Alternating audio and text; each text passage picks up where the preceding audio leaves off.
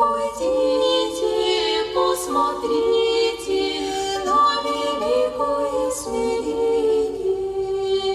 Вы пойдите, посмотрите на великое смирение. Вы пока младенца обретете сами.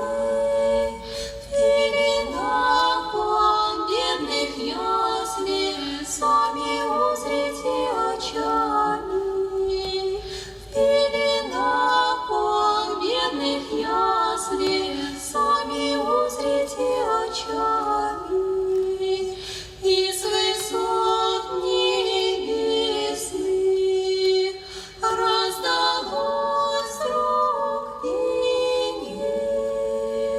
Слава, слава Вышних Богу, на земле благоволение. Слава, слава Вышних Богу, на земле благоволение.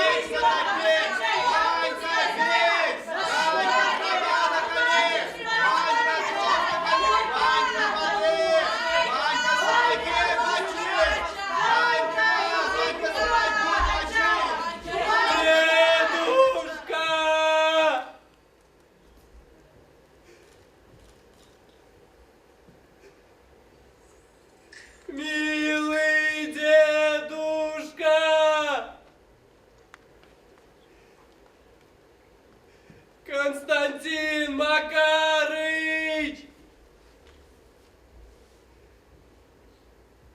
И пишу тебе письмо. Поздравляю вас с Рождеством тебе всего от Господа Бога. Нет у меня ни отца, ни маменьки. Только ты у меня один остался.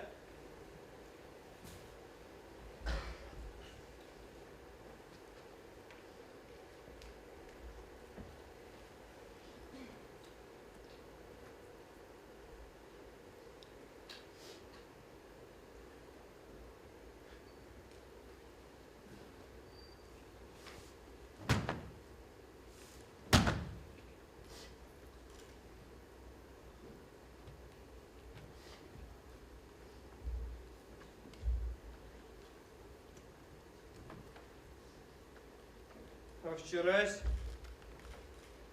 мне была выволочка. Хозяин выволок меня за волосы во двор, и я чесал шпандерем за то, что я качал ихнего ребятенка в люльке. И по нечаянности заснул.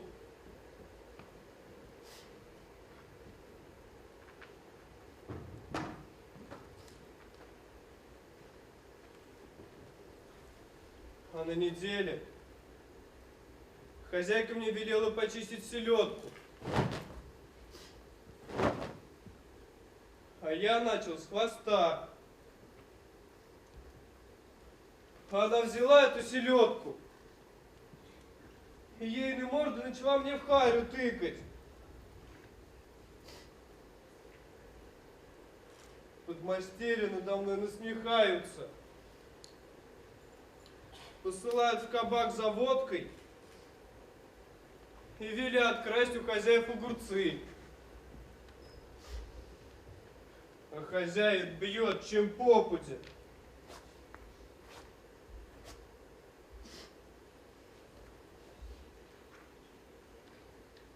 А еды мне нету никакой.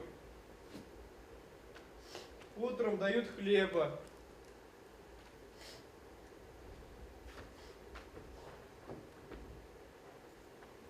В обед каши. И к вечеру тоже хлеба. А чтоб чаю или щей, то хозяева сами трескают.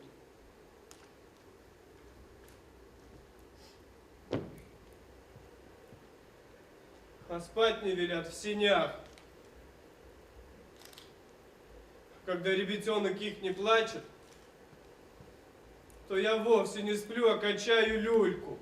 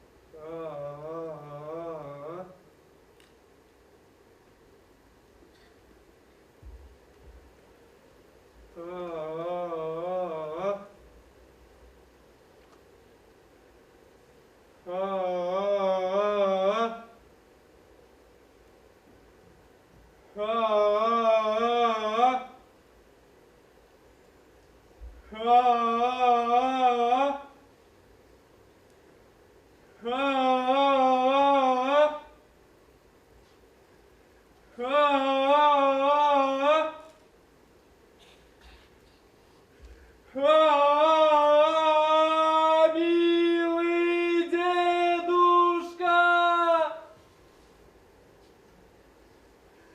сделай божескую милость, забери меня отсюда домой, на деревню. Нету никакой моей возможности.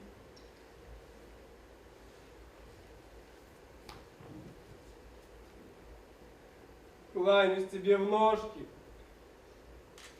и буду вечно Бога молить. Забери меня отсюда, а то помру.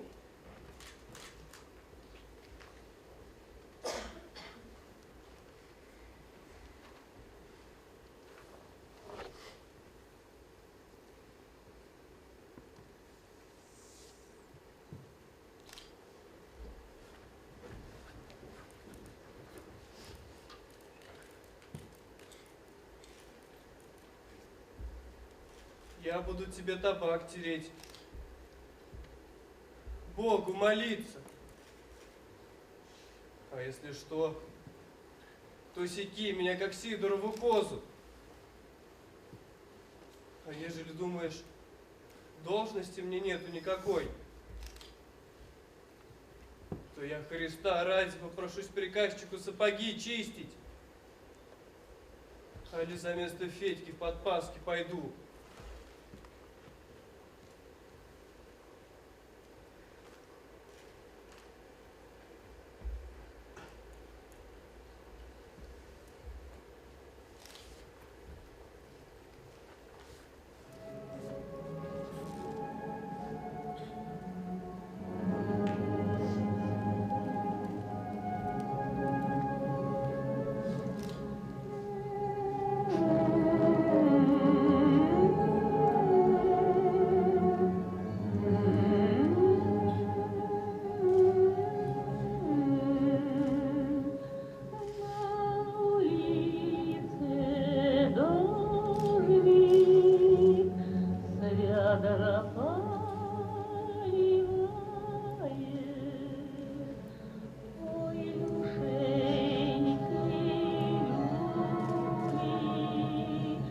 Брат сестру качает, ты расти, сестрица, расти поскорее за долгие годы, да на вырастешь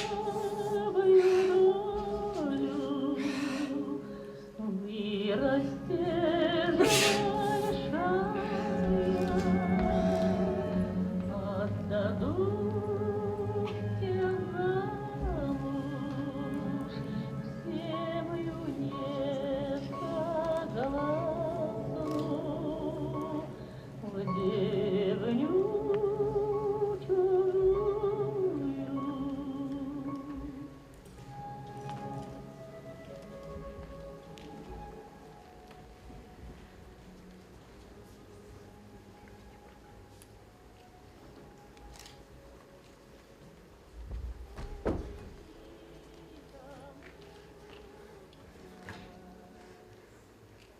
Дедушка милый,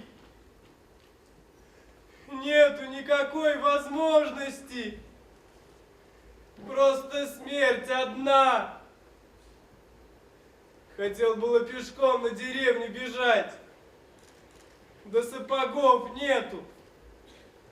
Морозу боюсь.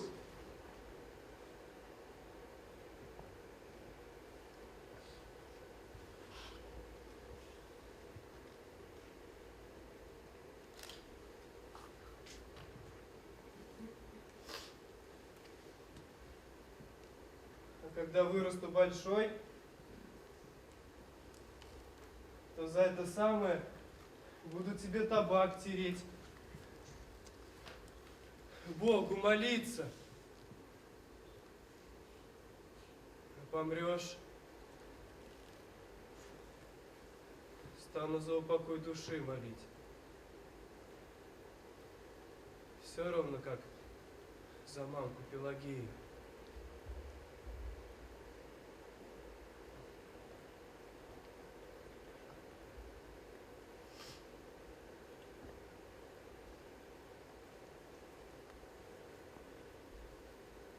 Москва город большой, дома все господские, лошадей много. А овец тут нету и собаки не злые. Со звездой тут ребята не ходят, и на клирос никого петь не пущают. А раз я видал, на окне крючки продаются, прямо с леской, и на всякую рыбу. Очень стоящий. Даже есть такой один крючок, что пудового сама удержит. И видал, которые лавки, где ружья всякие, на манер бариновых. Так что, небось, рублей 100 каждый. А в мясных лавках и тетерева, и рябцы, и зайцы, в котором месте их стреляют, про то сидельцы не сказывают.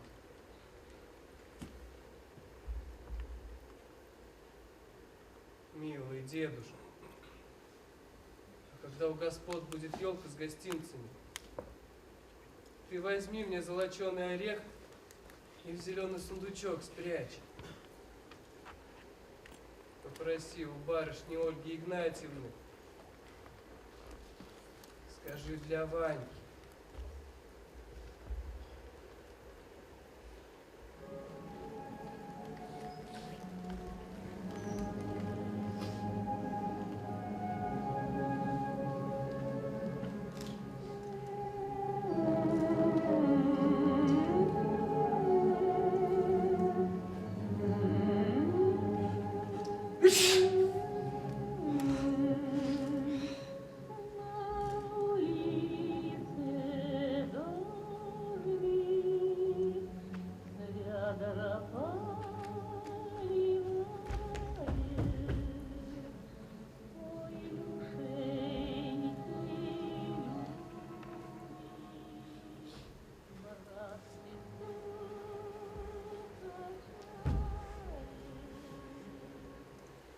Приезжай, милый дедушка!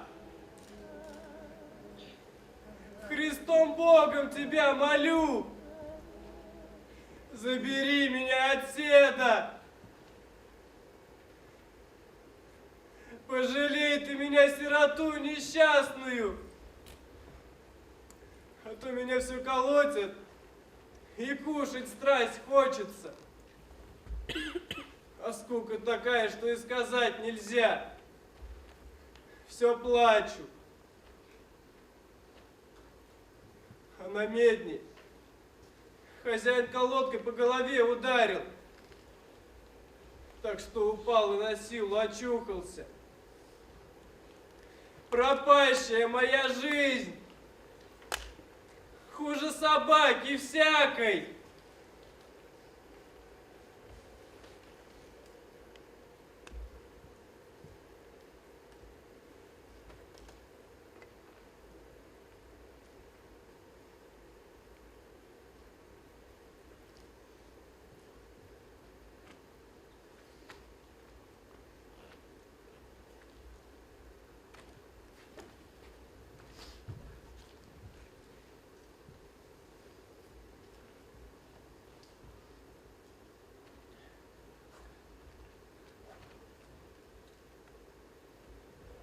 А еще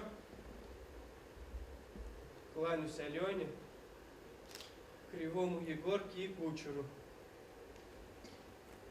А гармонию мою никому не отдавай. Остаюсь твой внук Иван Жуков.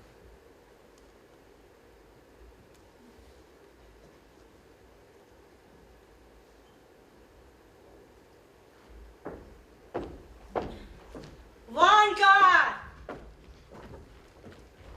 Ванька!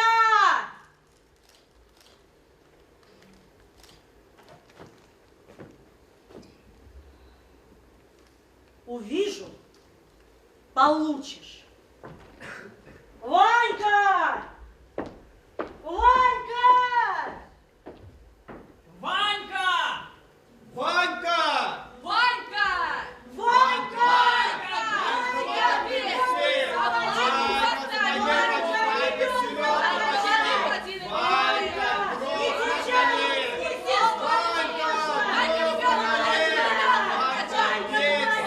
Милый дедушка!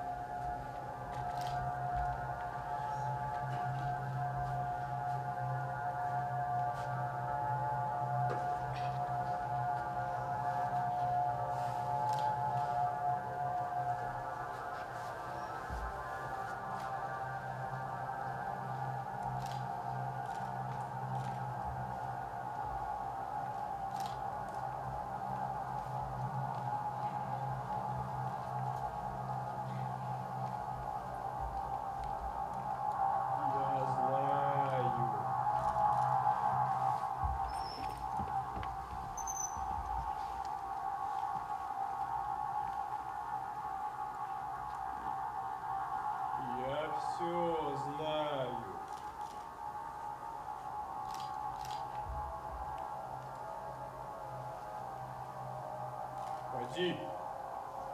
Ложись.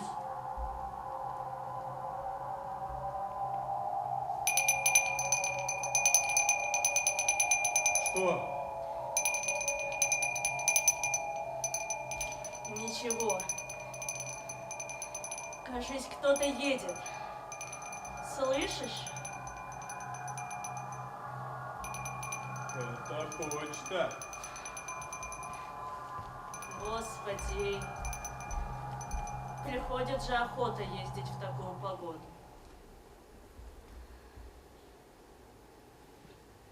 Дело-то казенное.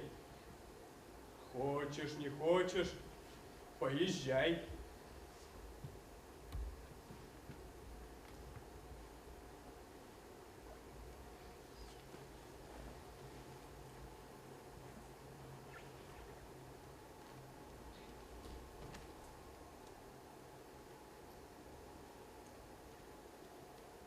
Проехала.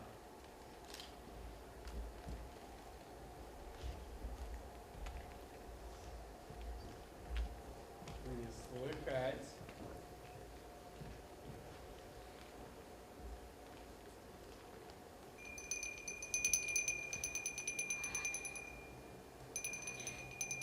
Почту кружит. Слышишь ты? Почту кружит. Я знаю. Нечто я не понимаю. Я все знаю, чтоб ты пропала. Что ты знаешь? А то знаю, что все это твои дела, чертиха. Твои дела, чтоб ты пропала. И метель это, и почту кружит. Все это ты наделала, ты. Бесишься, глупый. А я это за тобой давно уж замечаю. Как поженился. В первый же день приметил, что в тебе сучья кровь. Фу! Да перекрестись ты, дурень! Ведьма. И есть ведьма. Хоть ты жена мне, хоть и духовного звания, но я тебе и на духу так скажу, какая ты есть. Да как же? Заступи, Господи, помилуй. В прошлом годе под пророка Даниила и 3 отроков метель была. И что же? Мастер греться заехал. А потом на Алексея, Божьего человека, реку взломала. И урядника принесло. Всю ночь тут с тобой проклятый коляк. А как наутро я вышел, да как взглянул я на него, так у него круги под глазами, все щеки втянуло. А? В Спасовку 2 раза гроза была. И в оба разы охотник ночевать приходил. Я все видел, чтоб ему пропасть. Все. О, красней рака стало. Ага. Ничего ты не видел. Ну да. А это зимой перед Рождеством на 10 мучеников в Крите. Когда метель день и ночь стояла, помнишь? Писарь, предводитель, с дороги сбился. И сюда собака попал. И на что польстилась тут? На писаря. Стоило из-за него Божью погоду мутить. Чертяк, сморкун, из земли не видно. Вся морда в угрях и шея кривая. Добро бы красивый был, а то тьфу, сатана.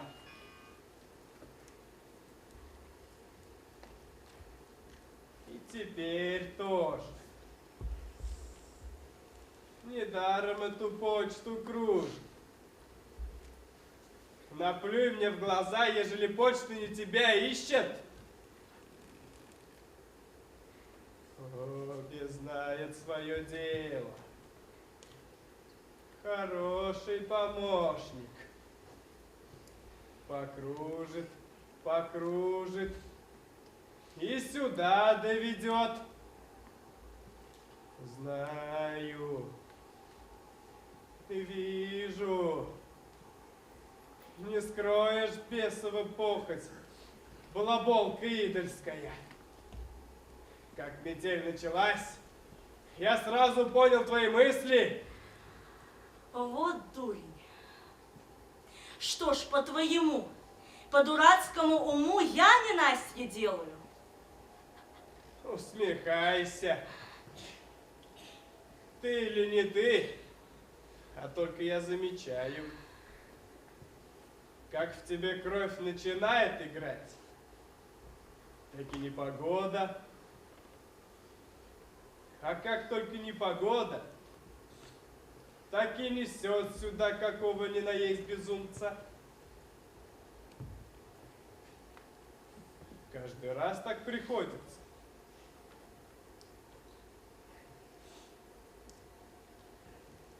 Стало быть, ты.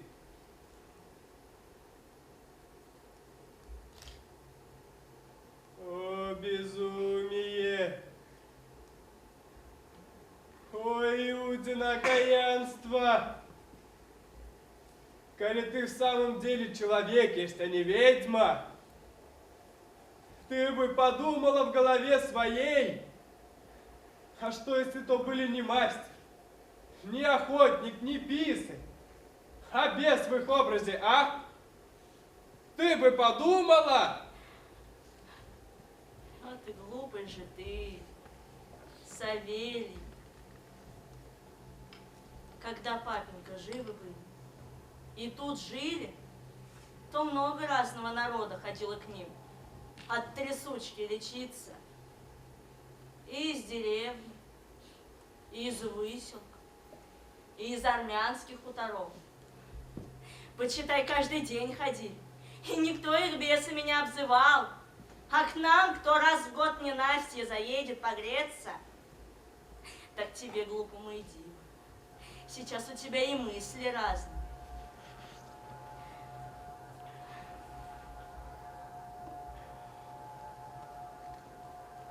Не то чтобы старики или косолапые какие, а все молодые ночевать просятся. Почему такое? И пущай бы только грелись, а то ведь черта тешат. Нет, баба, хитрей вашего бабьего роду на этом свете и твари нет. Настоящего ума у вас не, боже мой, меньше, чем у скворца. Зато хитрости бесовскую спаси, царица небесная. Вон, звонит почта. Метель еще только началась, а я сразу понял твои мысли. Наведьмачила паучиха! А что ты пристал ко мне, окаянный? Что ты пристал ко мне, смола? А то пристал, что ежели нынче ночью, не дай бог, случится что, ты слушай. Ежели случится что, то завтра же чуть свет пойду к дядьку к отцу Никодиму и все объясню. Скажу, так и так. Извините, мол, великодушно, но она ведьма. Почему? Желаете знать почему? Так и так. И горе тебе, баба. Не только на страшном судилище, но и в земной жизни наказана будешь.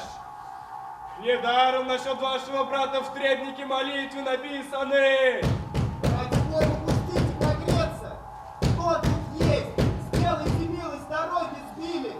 А кто вы? Недаром где молила, так и есть моя правда. Но глядишь ты мне.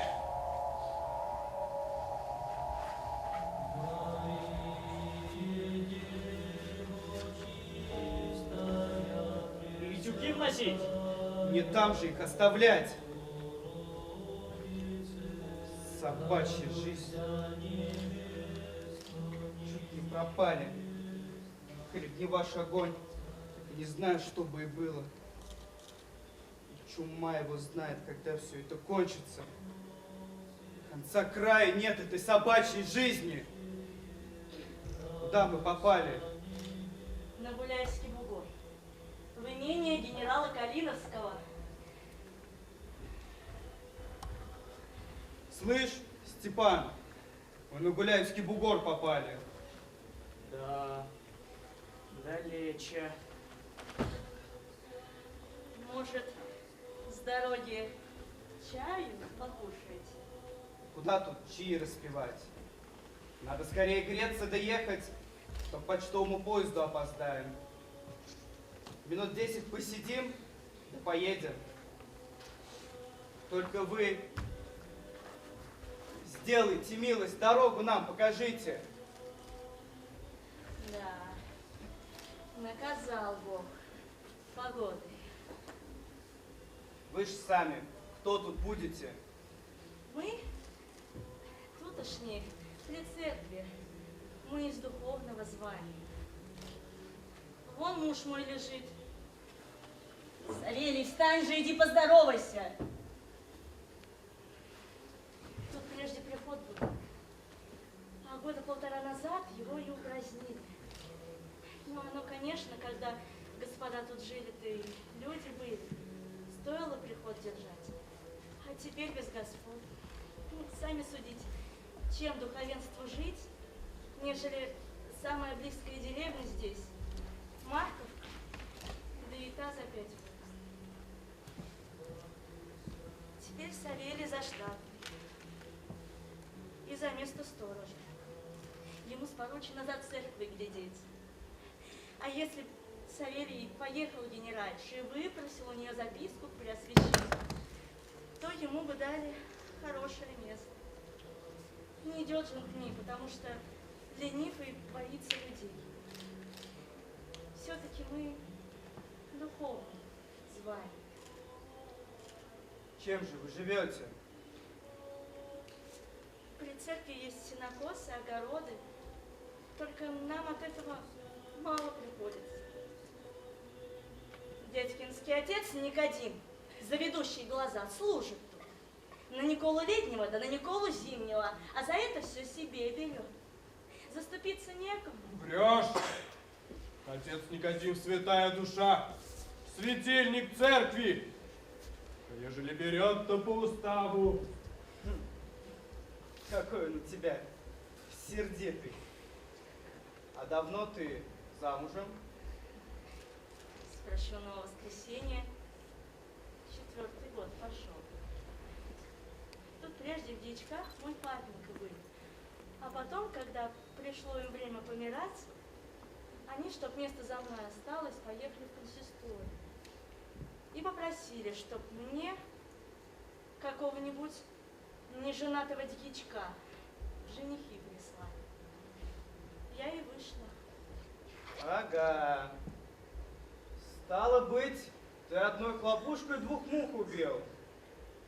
И место получил, и жену взял. Собачья жизнь. И лихому татарину такой жизни не пожелаю.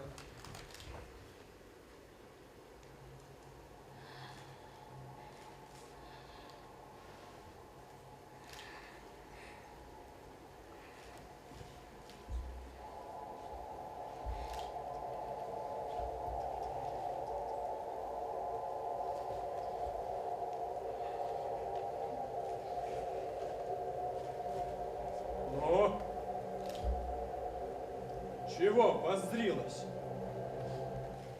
А тебе что? Лежи.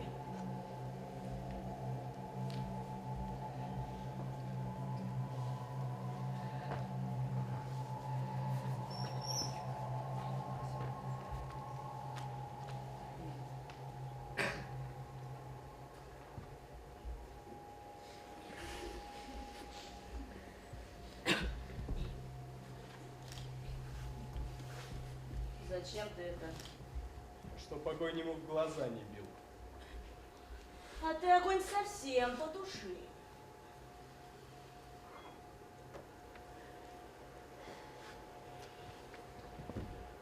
Ну не хитрость ли бесовская, а? Ну есть ли какая тварь хитрее бабьего роду? Сатана длиннополая. Погоди же. Хоть я и длиннополый нечистый дух. А им тут нечего спать. Да, дело у них казенное. Мы же отвечать будем, зачем их тут держали.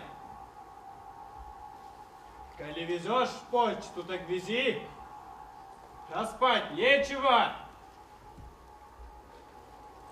Эй, ты! Ты, ямщик, как тебя? Проводить вас, что ли?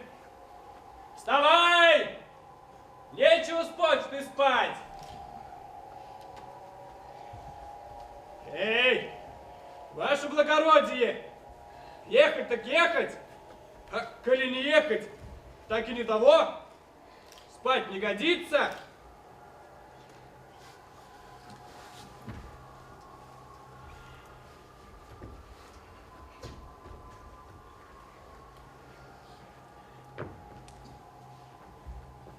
А ехать же когда? На то ведь она и почта, чтоб вовремя поспевать, слышишь? Я провожу. Ну куда в такую погоду ехать? Спали бы себе, да спали на доброе здоровье. А почта? Тоже почту-то повезет. Мне что, ты повезешь? Ты? 5 минуточек, еще бы можно поспать. Все равно опоздали. А может, как раз вовремя приедем? Гляди, не ровен час, сам поезд на наше счастье опоздает. Помоги, что ли?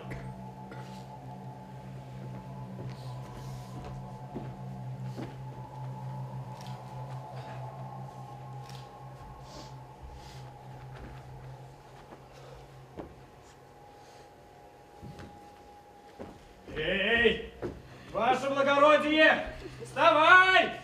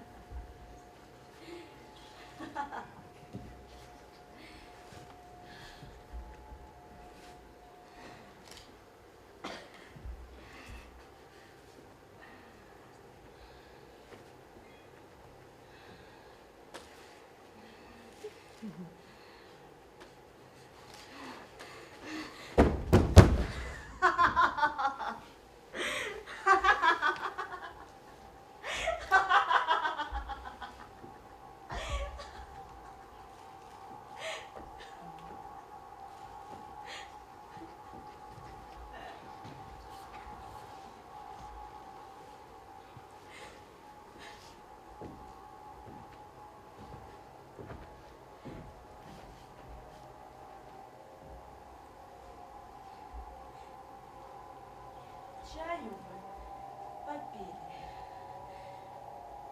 Я бы... ничего. Да вот, они собрались.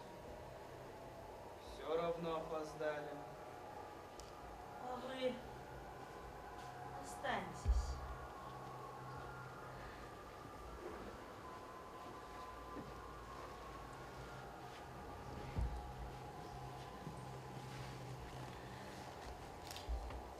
какая у тебя шея.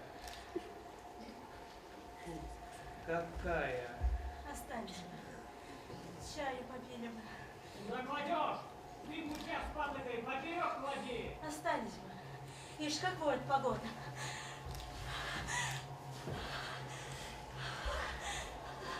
Все готово.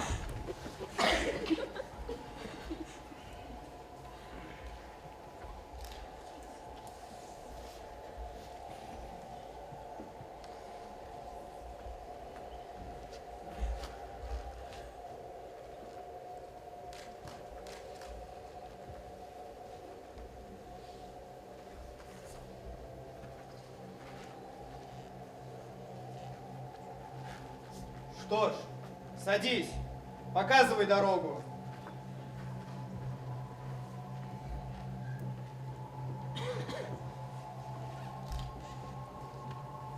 Господи, помилуй, Господи, прости. Помоги мне, Боже, крест Твой донести. Ты прошелся мной свой тернистый путь. Ты нес крест безмолвно, отрывая грудь. И за нас распятый много ты терпел, за людей молился, за врагов скорбел.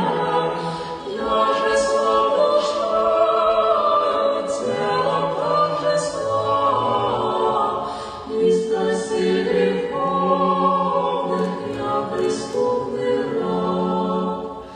Я великий грешник на земном пути, я ропщу, я плачу, Господи, прости.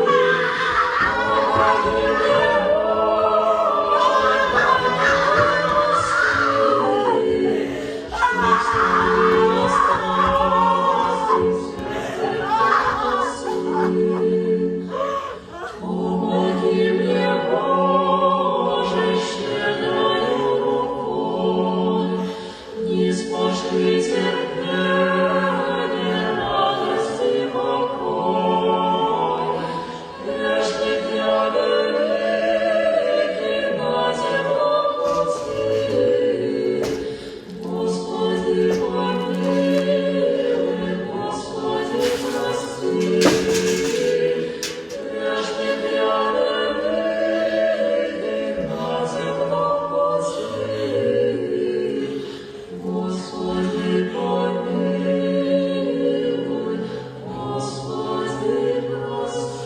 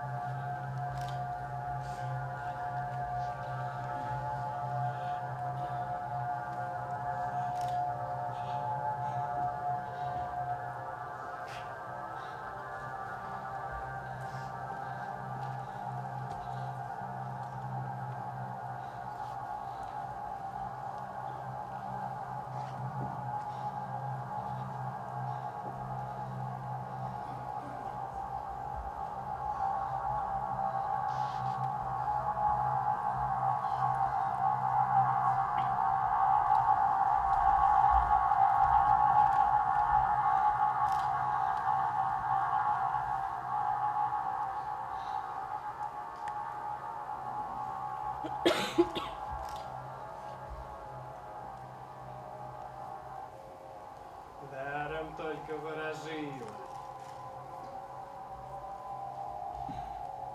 Уехал. А вот завтра я объясню отцу Никодиму. Какая ты жена?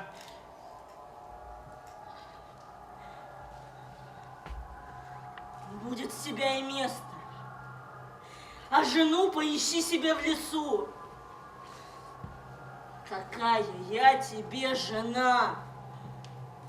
Да чтоб ты треснул! Навязался на мою голову. Телепень, лежебока! Прости, Господи. Ну-ну, спи. Несчастная я. Коли б не ты, я бы замуж за купца бы вышла. Или за благородного какого. Коли б не ты, я бы теперь мужа любила.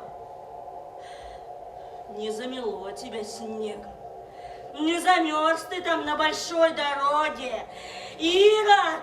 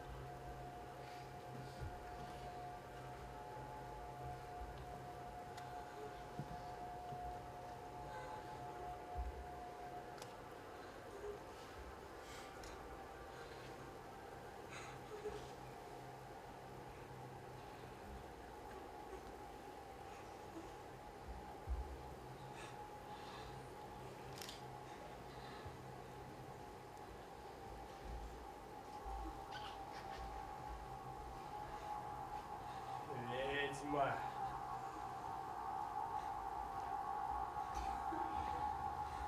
Тьфу, противная! Отстань!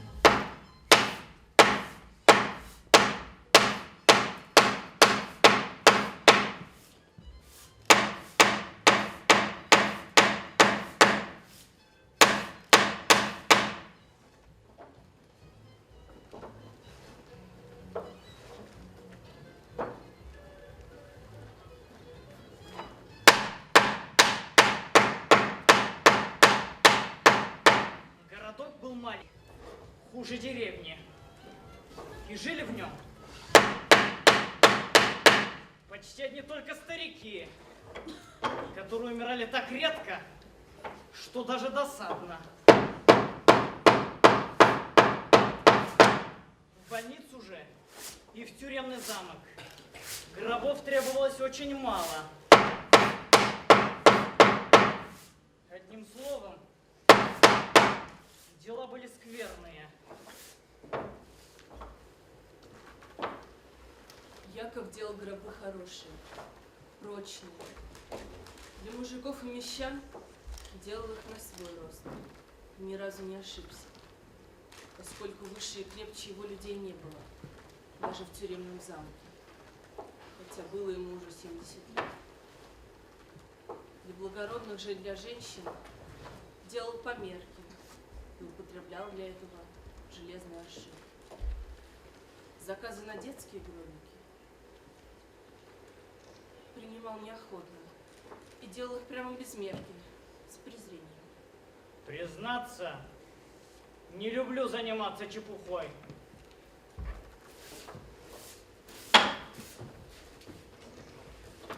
Яков Ильич!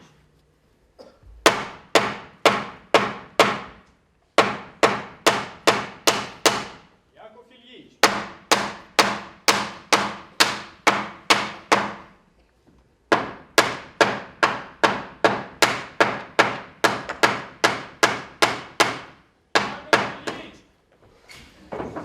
Если бы я не уважал вас талант, то вы бы давно полетели у меня в окошке!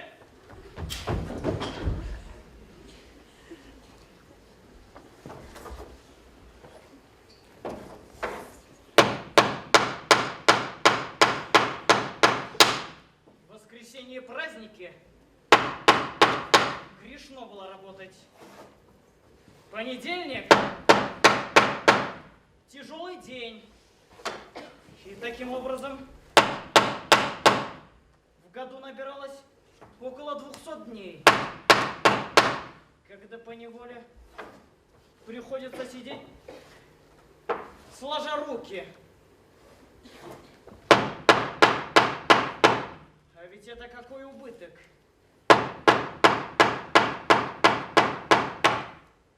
Полицейский надзиратель был 2 года болен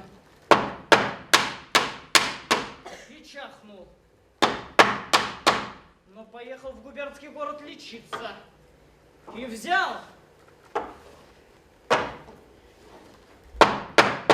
да там и умер. Вот вам и убыток. По меньшей мере рублей на 10, так как гроб пришлось бы делать дорогой, с глазетом.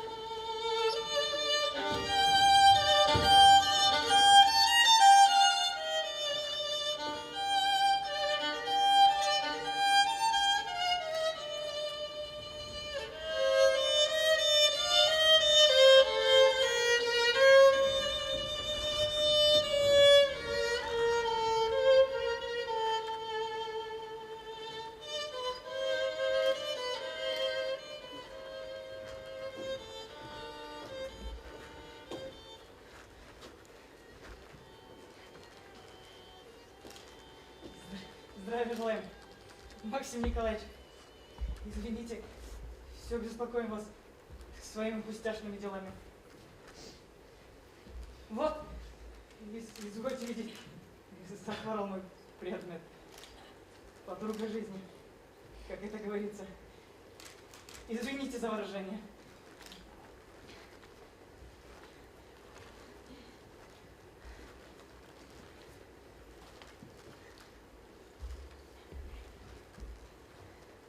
Да. Так. Инфлюенса. А может и горячка. Теперь по городу тиф ходит. Что ж, старушка пожила, слава богу. Сколько ей? Да без года 70, Максим Николаевич. Что ж, старушка пожила, пора и честь знать. Оно, конечно, справедливо изволили заметить. И чувствительно вас благодарим за вашу приятность. Но позвольте заметить, каждому насекомому жить хочется. Мало ли чего. Ну так вот, любезный. Будешь прикладывать ей на голову холодный компресс и давай вот эти порошки по 2 в день. А засим, до свиданция, бонжур. Ей бы банки поставить. Некогда, некогда, любезный. Бери свою старуху и уходи с Богом. До свиданция. В таком случае, сами извольте знать, если бы, не скажем, живот болел, или какая внутренность, тогда бы порошки и капли. Так ведь не простуда, Максим Николаевич, а при простуде первое дело кровь гнать. Ступай, ступай, нечего тень наводить. В таком случае, поставьте ее хоть пиявки, заставьте вечно Бога молить. Поговори мне еще, дубина.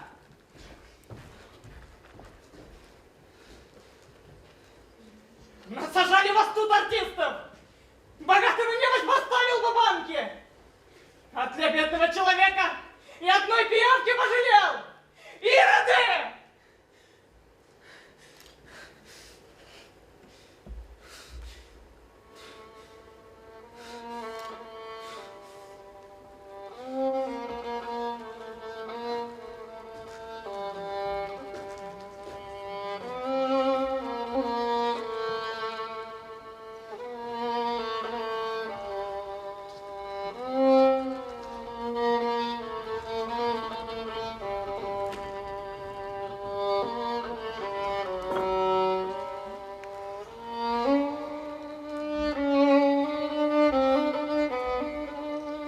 Завтра Иоанна Богослова. Послезавтра Николай Чудотворца.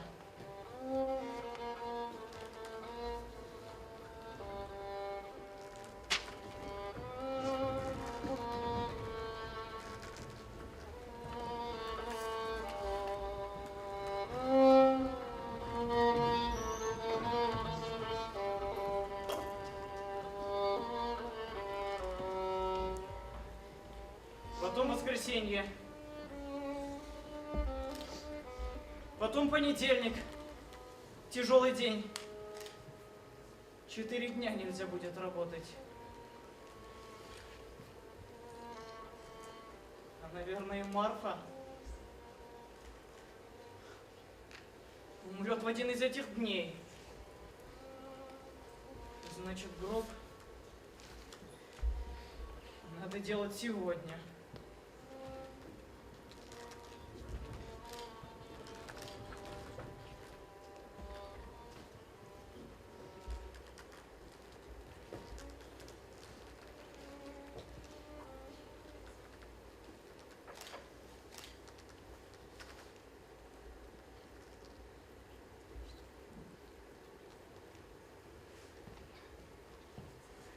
Марфе Ивановой.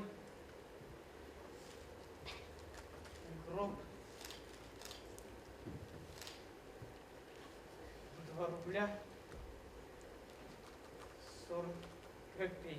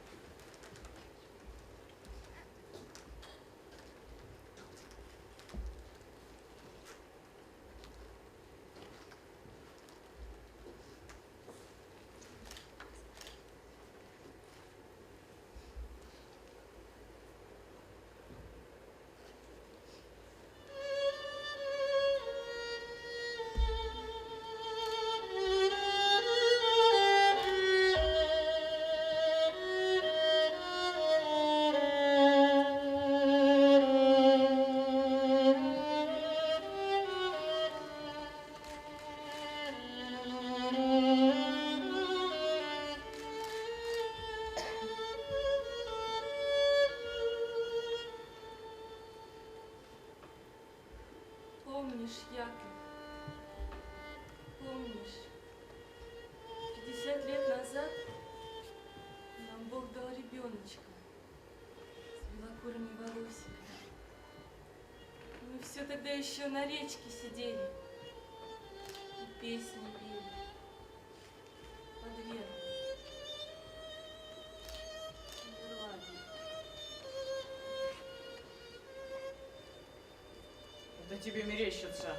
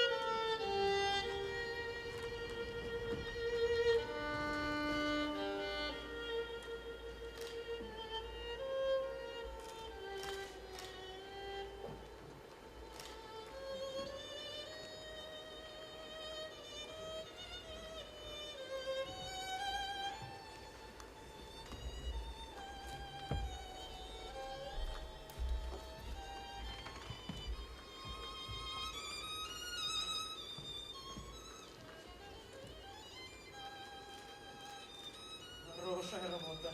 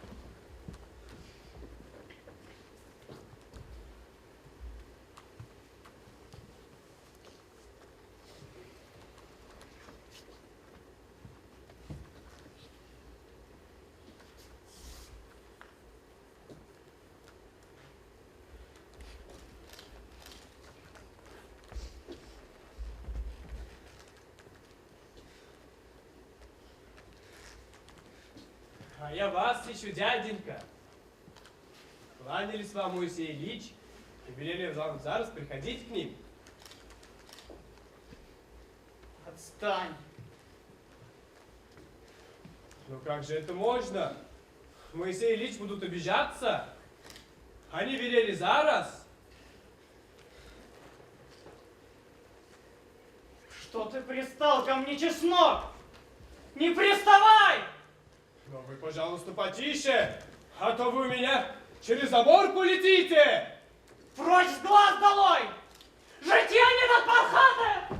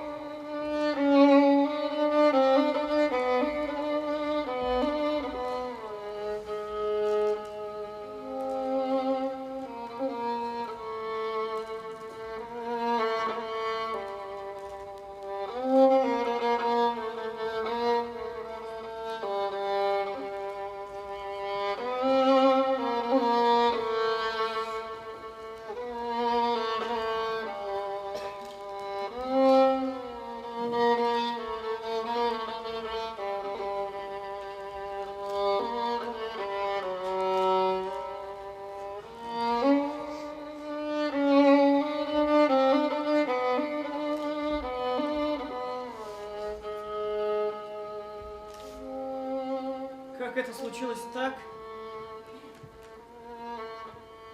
что за последние 40 или 50 лет своей жизни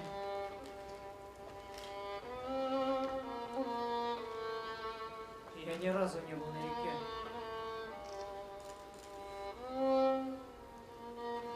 А если, может, и был, то не обращал внимания. Ведь река порядочная, не пустяшная.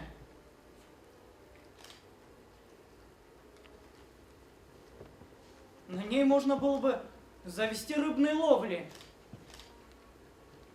а рыбу продавать купцам, чиновникам и буфетчику на станции. Можно было бы плавать в лодке от усадьбы к усадьбе и играть на скрипке. И народ всякого звания платил бы деньги. Можно было бы опять начать гонять барки. Это лучше, чем гробы делать.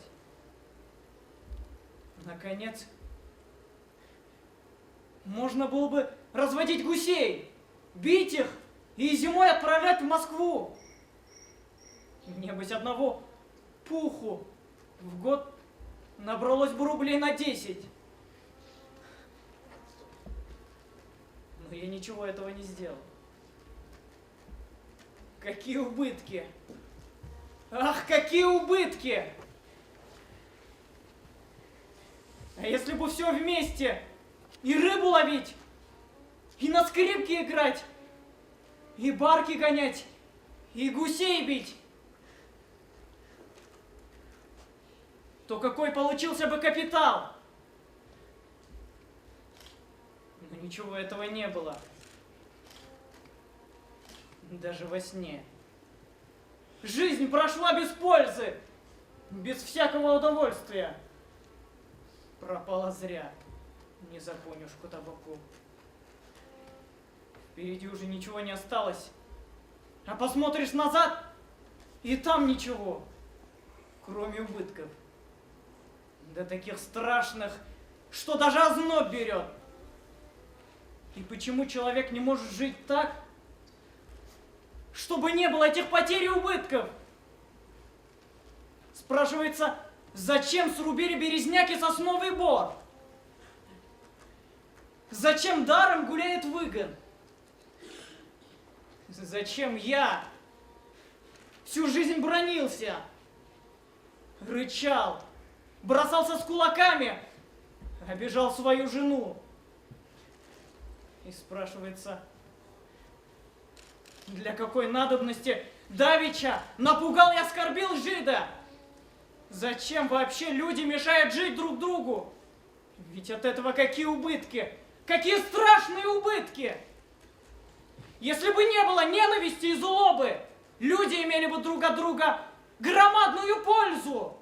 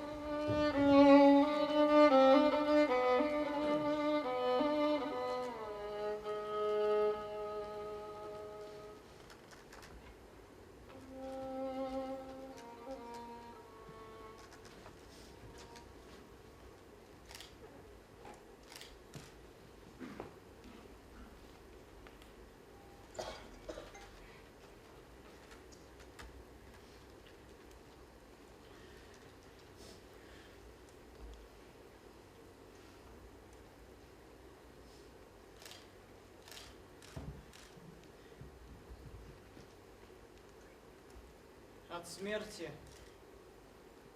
будет одна только польза. Не надо ни есть, ни пить, не платить подати, не обижать людей. А так как лежишь в могилке не один год, а сотни, тысячи лет, то если сосчитать, польза окажется громадной. От жизни человека убыток, а от смерти польза. Но все-таки обидно и горько.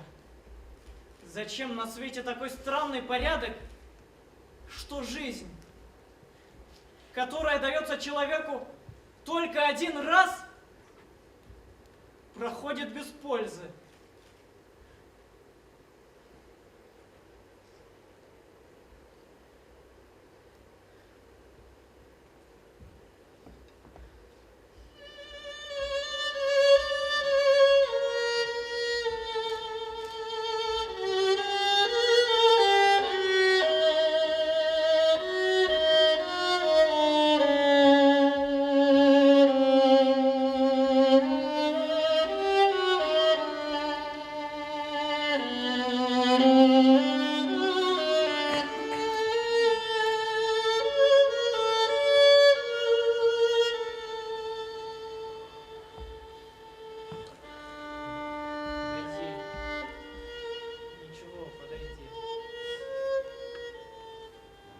Сделайте милость, не бейте меня. Меня Моисей Ильич опять к вам послали. Поди, говорят, до Якова, и скажи, говорят, что без их никак невозможно. В среду свадьба. Господин Шиповал будет дочка же хорошего человека. И свадьба будет богатая. У-у-у! Не могу. Захворал, брат.